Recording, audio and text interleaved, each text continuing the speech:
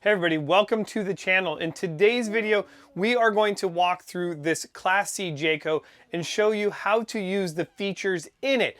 You know, a lot of times you go to the RV place, you're buying your RV, you're really excited, and the salesman walks you through how to turn on the fridge or how to use the stove. But by the time you get home, you've already forgotten. Well, if that's you being a first-time RV owner or user, or you're a seasoned veteran, we're gonna walk you through the features in this and show you how to operate them. We're gonna have some fun. You're gonna learn a lot. And if you already know this or have some ways to do it better, I would love to hear from you. Please comment down below. Without further ado, let's jump into this. All right, so one of the most important things in the RV is going to be the refrigerator and freezer combo. We're going to want to make sure that we keep everything nice and cold. Now, before we can operate the refrigerator or freezer or any of the things in the RV, we're going to want to make sure the main power switch is turned on, and that's located near the entry door. Once we have that turned on, we're ready to go ahead and operate our refrigerator freezer. So you can see that there's currently no lights turned on. We can press the power button and we're going to get a green light. You can see that it's indicating that the RV is getting its power from the cord. It's currently plugged in at a camp spot and it's at its coldest level. If you want to reduce the level of coldness, you can always come in here and press this little button down to 1, 2, 3, or 4. As well, if you want to keep it on a propane mode, you press the mode button one more time. And if you want it to switch automatically between propane or electricity, you can leave it plugged in right there and it's ready to go. It's going to do everything on its own. Keep in mind that it's going to take about 8 hours to get cold, so you might want to go ahead and plug your RV in before you leave. Get this thing nice and cold because you don't want any of your food to go bad. So there we go. There's our refrigerator freezer all ready to go. Nice and cold. Let's talk about our second thing that we're going to want in this, and that's going to be our water pump. You know that it's going to be really important. We're going to want to be able to wash dishes, take showers, and of course, use that bathroom. So what's really nice about campgrounds is that you have all your hookups. You saw how we hooked everything up, all of our utilities in the earlier video. So no problem, we're going to have water running all the time when we need it.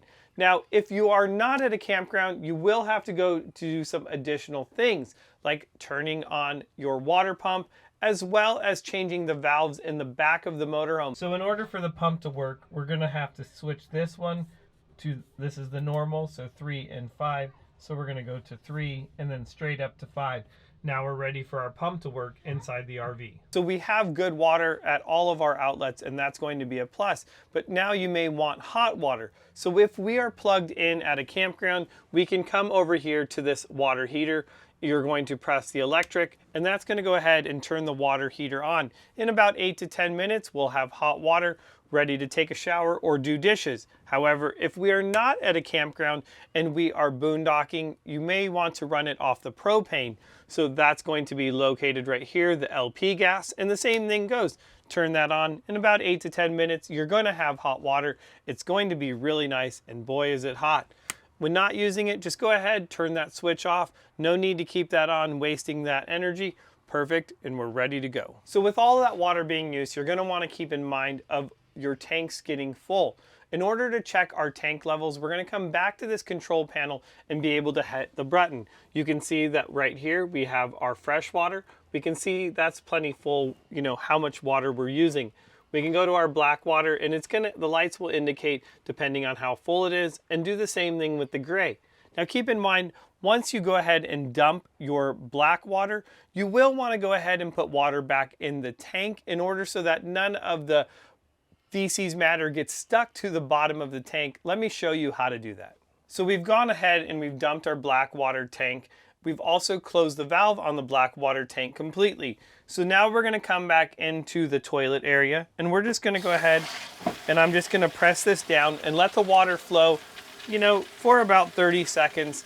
I want a good 5 gallons of water, so maybe not even that much, in the bottom of that tank. You know, no problem, because when I go ahead and dump, I'm hooked up to that city water connection. And you're gonna wanna pretty much do that in any case. You also may want to add chemicals to that at that point, so that way it doesn't get overly stinky or smelly. So pretty simple and straightforward, guys. Let's jump into our next topic. All right, guys, we want to make sure that we keep you all happy campers. In order to do that, hey, some of you guys want to be cooler or some of you want to be hotter. Well, that's all going to take place with this thermostat located in the back of the RV, adjacent from the bed. So what's really nice about this is it's just like your home thermostat. You're able to just switch a button. I want to turn on the heat.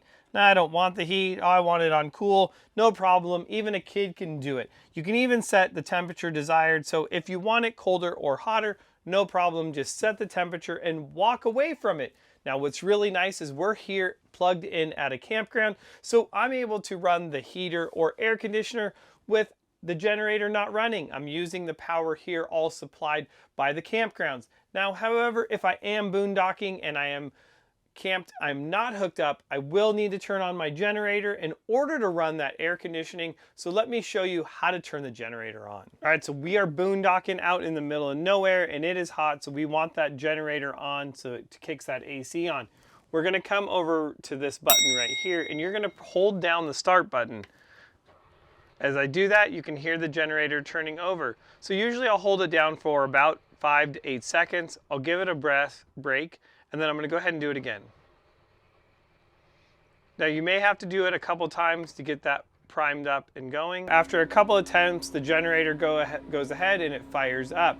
Now we're ready to go back to that control panel and turn that AC on. You can hear that generator running, and that is a good sign. Another thing that is ready to use now is the microwave. You can see the indicator lights have come on. So if you are boondocking, you will need to have the generator running in order to use the microwave. I'm ready to cook something, who knows what. So a really nice feature to have on your RV is going to be this cooktop.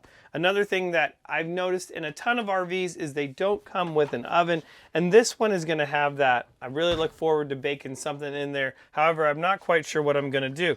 So this is gonna have this really nice top, and this is gonna go ahead and just flip completely out of the way and go to the back. Now it's gonna have 3 different burners on here, all indicated by the lights in here. Now this is going to run off of your propane, so as long as you have propane in the tanks, it's gonna work no problem. So what I'm gonna do is I'm gonna go ahead and switch this on. You can see the light comes on, and then I'm just gonna click the dial, just like that. I'm gonna get my, you can see that ooh, that's nice and toasty, ooh. Don't use this as a source of heat. However, you have your cooktop there, you're ready to go ahead and cook, and when you're done, you can just go ahead and turn it off. You'll know that it's off because the indicator lights are not on it. Any of them that are come on, it is red, so you know you don't want gas leaking into the RV.